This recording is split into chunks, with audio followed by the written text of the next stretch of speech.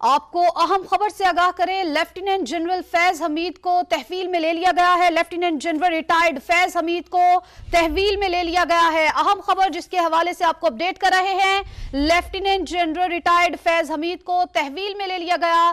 Field general court martial का अमल शुरू कर दिया गया है। आपको अपडेट कर रहे हैं, lieutenant general Faiz Hamid retired को फौजी तहवील में ले लिया गया है। अहम खबर जिसके हवाले से अपने नाज़रीन को अपडेट करते चले, lieutenant general retired Faiz Hamid को तहवील में ले लिया गया। फील्ड जनरल कोर्ट मार्शल का अमल शुरू कर दिया गया है। Lieutenant general Faiz Hamid retired के खिलाफ तादीबी कार्रवाई शुरू कर दी गई है। अहम खबर जिसके हवाले से आपको अपडेट कर रहे हैं, lieutenant general Faiz Hamid retired के खिलाफ तादीबी कार्रवाई शुरू कर दी गई। फील्ड जनरल कोर्ट मार्शल का अमल शुरू कर दिया गया है। Lieutenant general retired Faiz Hamid को फौजी तहवील में ले लिया गया है। इसी पर मजीद बात करेंगे। नुमाइंदा खुसूसी सुमेरा खान ने हमें ज्वाइन किया है। सुमेरा, क्या अपडेट्स हैं? जी, बहुत अहम खबर है। सुप्रीम कोर्ट ऑफ पाकिस्तान के अहकामात की तामील करते हुए एक तफसीली कोर्ट ऑफ इंक्वायरी बनाई गई थी पाक फौज की जानिब से, जिन्होंने lieutenant general Faiz Hamid retired के खिलाफ किए गए टॉप सिटी केस में शिकायत की दुरुस्तगी का पता लगाने के लिए उस इंक्वायरी कमेटी का एजेंडा था। नतीजतन पाकिस्तान आर्मी एक्ट की दफात के तहत lieutenant general retired Faiz Hamid के खिलाफ मुनासिब तादीबी कार्रवाई शुरू कर दी गई है। इसके अलावा ये भी बताया जा रहा है कि रिटायरमेंट के बाद पाकिस्तान आर्मी एक्ट की खिलाफ वर्जी के मुतअद्दिद वाक़यात भी सामने आए हैं। फील्ड जनरल कोर्ट मार्शल का अमल शुरू कर दिया गया है और लेफ्टिनेंट जनरल फैज हमीद को रिटायर्ड को फौजी तहवील में ले लिया गया है। नेशनल असेंबली में एक सेशन होता है ना, वक्फा सवालात।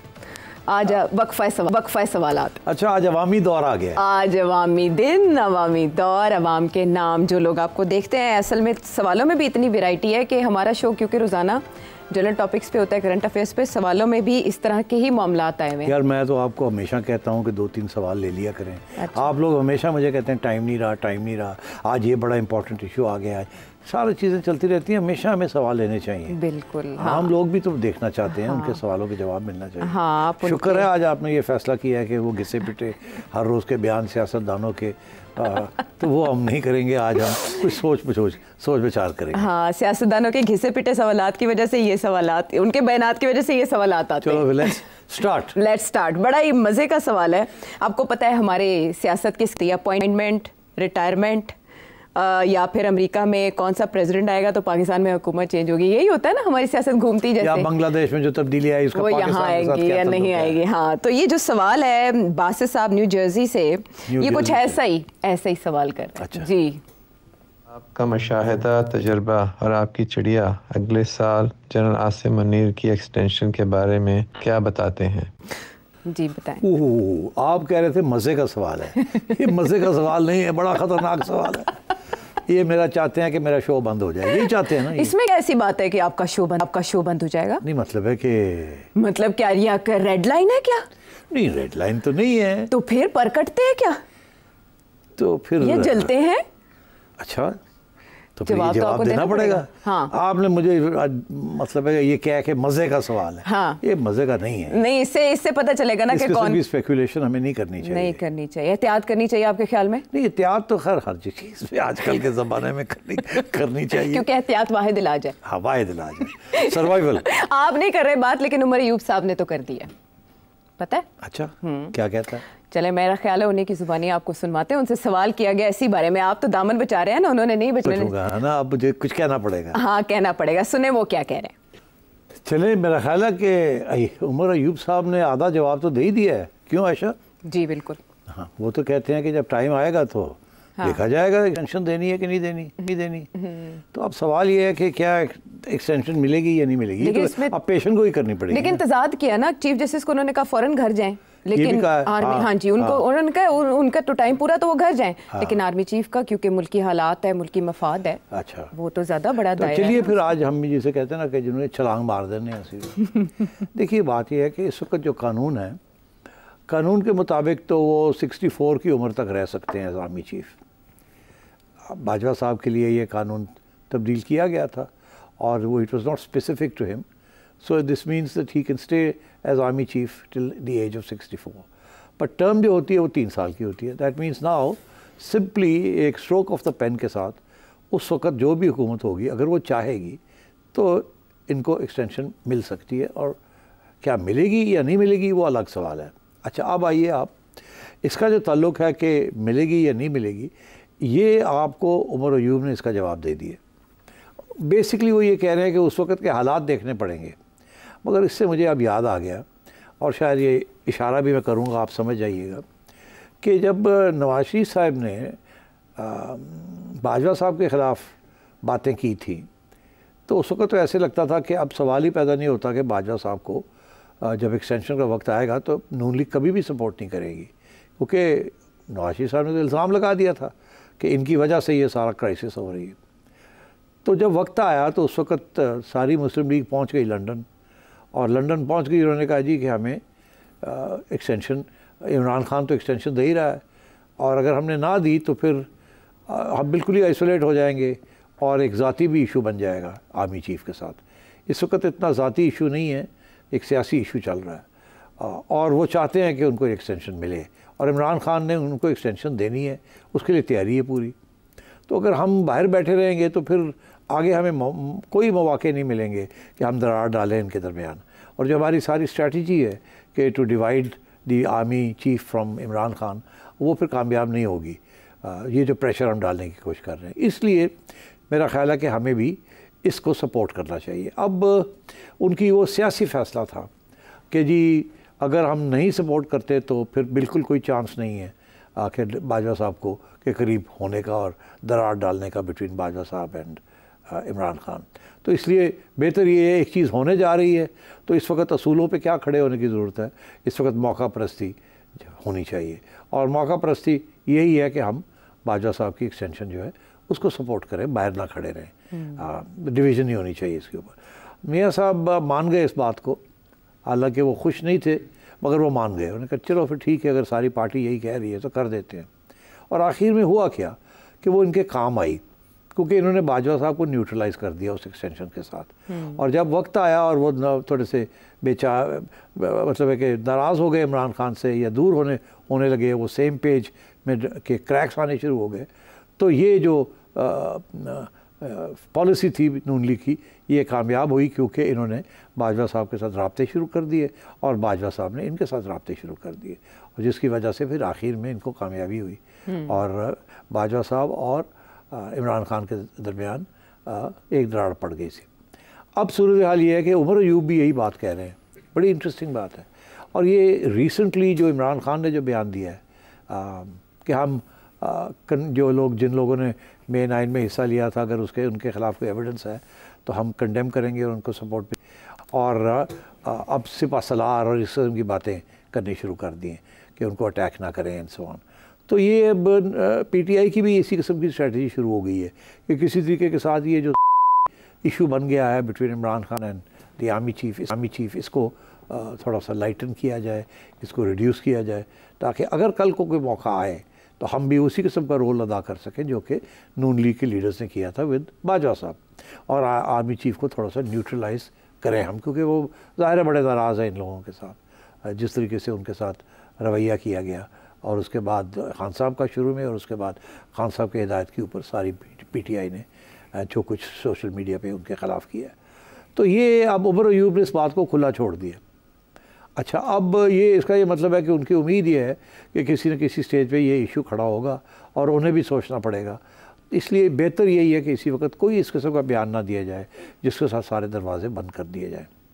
तो अब आइए आगे होगा क्या। अब मैं नहीं समझता कि इमरान खान को इतनी जल्दी रिलीफ मिलने वाली है, और रिलीफ बेसिकली इस्टेब्लिशमेंट की तरफ से ही है, क्योंकि इस वक्त issue between Imran Khan and establishment है या PTI एंड इस्टेब्लिशमेंट है, बिकॉज May 9 जो है वो उसको माफ़ करने के लिए वो तैयार नहीं है, क्योंकि that is a direct attack on the institution. और ये वो इंस्टीट्यूशन है जो 70 साल से सब कह रही है और समझ रही है और तारीफ़ और अपनी तारीफ़ करती है और तारीफ़ लोगों से बनवाती है कि it is the only force that is holding this country together and so on united. तो इसलिए इसको अटैक करना is unforgivable, and therefore that is a big problem that Imran Khan faces. Nawaz Sharif ने कभी इस तरीके से अटैक नहीं किया था, और वो भी एक हल्की सी अटैक थी कि जी आप न्यूट्रल हो जाएं, ये ना करें वो ना करें, और उसके ऊपर कितना फिर बैकलैश आई थी। तो ये खान साहब ने तो हर मतलब क्या नहीं कहा। और so my sense is Omar Ayub is also hoping कि वो दिन आएगा कि शायद इन्हें भी इस किस्म की कोई स्ट्रेटजी इख्तियार करनी पड़े। अब आप आइए, आर्मी चीफ की उम्र मेरा ख्याल है कितनी है, 55, 56, 57 है, इतनी है अकॉर्डिंग टू विकीपीडिया।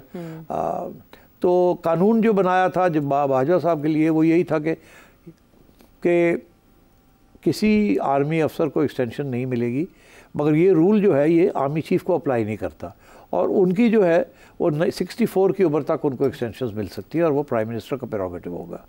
तो अब इसका ये मतलब है कि अगर प्राइम मिनिस्टर साहब चाहें तो बाजवा साहब के लिए तो अमेंडमेंट करनी पड़ी थी, इनके लिए अमेंडमेंट की ज़रूरत भी नहीं पड़ेगी, ये सीधी एक्सटेंशन हो जाएगी by stroke of the pen. तो अब सवाल ये आया कि क्या एक्सटेंशन होगी, क्या आसिम मुनीर साहब चाहेंगे कि वो एक्सटेंशन लें। इस पर कोई शक नहीं है कि ये डिपेंड करेगा हालात के ऊपर। मगर जिस तरीके से आज हालात डेवलप हो रहे हैं, मुझे तो ऐसे लगता है कि आसिम मुनीर साहब को एक्सटेंशन मिल जाएगी। अच्छा, अब क्या वो मांगेंगे एक्सटेंशन? मैं नहीं समझता कि वो मांगेंगे, मगर उनको मिल जाएगी। जैसे ये इशू खड़ा हो गया है कि चीफ जस्टिस काजी फायज़ ईसा साहब, क्या इनको एक्सटेंशन मिलेगी या नहीं मिलेगी, तो वहाँ भी ये सवाल था क्या वो मांगेंगे या नहीं मांगेंगे। और मेरा ख्याल है जो गवर्नमेंट कानून अमेंड करने जा रही है, और बिल्कुल यकीनी तौर पे कानून को अमेंड करने जा रही है, उसमें यही है कि सबकी एज जो है ब्यूरोक्रेट्स की, और याद रहे कि जजेस and generals come under grades also, government grades 22, 21, 22, तो उनकी अगर सबकी जो एज लिमिट है वो 64 कर दी जाए या 63 कर दी जाए, from 60 to 63, so automatically they remain in their current positions and they don't have to retire.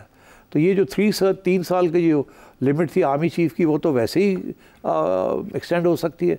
और चीफ जस्टिस का जो है, मैं ये समझता हूँ कि शायद गवर्नमेंट ये भी सोचे कि ये जो सारा इस वक्त जो है ना सीनियरिटी प्रिंसिपल चीफ जस्टिस की अपॉइंटमेंट का, जो कि इफ्तिखार चौधरी साहब के ज़माने के बाद इम्प्लीमेंट किया जा रहा है, मेरा ख्याल है इसको भी गवर्नमेंट अटैक करेगी, इसको भी तब्दील करने की कोशिश करेगी।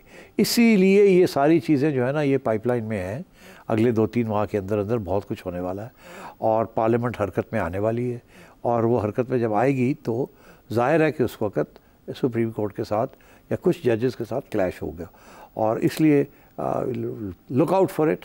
बट गवर्नमेंट इज़ डिटर्मिन्ड, 2-3 चीज़ें, army chief will stay, government will stay, and parliament will stay, and Imran Khan will not be given any relief. ये इस वक्त की सूरत हाल है। यानी अभी तक की सिचुएशन के मुताबिक ये आपका एनालिसिस है। अगर एक्सटेंशन मिल जाती है तो chief justice will also stay, और 25 अक्टूबर को वो रिटायर्ड हो रहे हैं, और 26 को उनकी सालगिरह है। अगर उन्हें एक्सटेंशन मिल जाती है तो सालगिरह का गिफ्ट भी मिल जाएगा हुकूमत अगर तो एज का इशू ख़त्म हो जाता है तो फिर एक्सटेंशन इट्स ऑटोमेटिक, हाँ अप्लाइड, ऑटोमेटिकली अप्लाई हो गई। हाँ, तो मसला तो मैं ये समझता हूँ इस वक्त सुप्रीम कोर्ट के अंदर मेजॉरिटी जजेस जो हैं वो चाहते हैं कि ये, इसीलिए अब आप देखिए जो अगले बनने वाले हैं चीफ जस्टिस, अगर ये चीफ जस्टिस रिटायर होते हैं तो मंसूर अली शाह साहब, उनकी तरफ से बड़े स्ट्रॉन्ग बयान आने शुरू हो गए हैं कि हमारी जजमेंट्स को इम्प्लीमेंट करना है। अब ये मैंने 3 दिन से ये सुन रहा हूँ, वो जजमेंट्स के अंदर भी कह रहे हैं, हर जगह पे यही कह रहे हैं, कोई और रास्ता नहीं इम्प्लीमेंट करने पर, और हम करवाएंगे जी। तो अब बात ये है कि जाहिर है कि उन्हें कोई शक है या फिक्र है कि ये शायद उनकी जजमेंट इम्प्लीमेंट ना हो। कौन सी जजमेंट इम्प्लीमेंट ना हो? वो एक ही जजमेंट है जिसके ऊपर सारा कुछ खड़ा है, वो रिजर्व सीट्स की। रिजर्व सीट्स अगर पार्लियामेंट जजमेंट सुप्रीम कोर्ट की को नहीं करती तो उसके बाद फिर और कानून पास कर देती है और इनके ऑर्डर्स नहीं फॉलो करती, तो then we have a serious problem on our hands. और मैं समझता हूँ कि सुप्रीम कोर्ट के अंदर भी आप ये जो डिवीज़न है ये खुली आम सामने आने वाली है। ये भी मैं पेशन गोई कर रहा हूँ। मुझे याद है 1998 में क्या हुआ था। 1998 में जो लोग हमारे व्यूअर्स हैं जिनको नहीं याद, मैं याद दिलाता हूँ कि 1998 में नवाज शरीफ साहब प्राइम मिनिस्टर थे। 97 की इलेक्शन 2/3 मेजॉरिटी से जीत के आए थे। Sajjad Ali Shah prime minister chief justice थे और फ़ारूक लगारी साहब प्रेसिडेंट थे। बेनज़ीर भुट्टो साहिबा को निकाला था 96 में, और उसके बाद एक इंटरिम गवर्नमेंट आई। उसके बाद नवाज शरीफ साहब इलेक्शन जीत के आए। उसके बाद नवाज शरीफ साहब अमीरुल मोमिनीन बनना चाहते थे, वो नहीं बन सके। आखिरी वक्त पे अकबर बुगटी और एक दो लोगों ने उसको अपोज किया, उनको 2/3 नहीं मिली।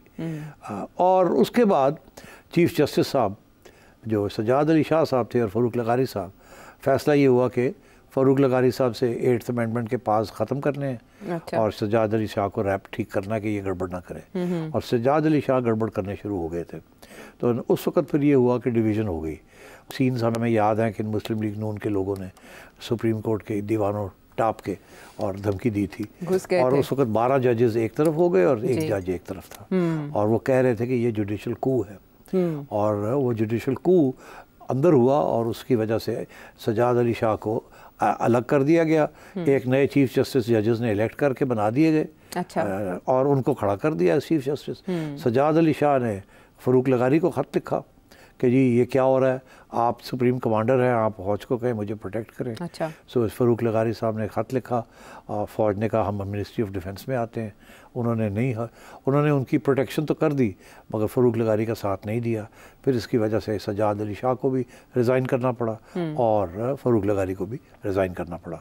तो जुडिशरी के अंदर हुकूमत ने, उस वक्त की हुकूमत ने एक रिवोल्ट, एक बगावत प्रोवोक करके और सजाद अली शाह की छुट्टी करा दी थी। तो अब क्या सूरत हाल है यहाँ? डिवीजन्स जो हमें सबको पता है डिवीजन्स हैं 6-7 या 7-8 या इस तरीके से हैं जो है। हाँ, इस वक्त तो बैलेंस जो है गवर्नमेंट के ख़िलाफ़ जा रहा है, मगर हमारी जो चिड़िया की खबरें हैं वो ये है कि इस बैलेंस को तब्दील करने की कोशिश की जा रही है।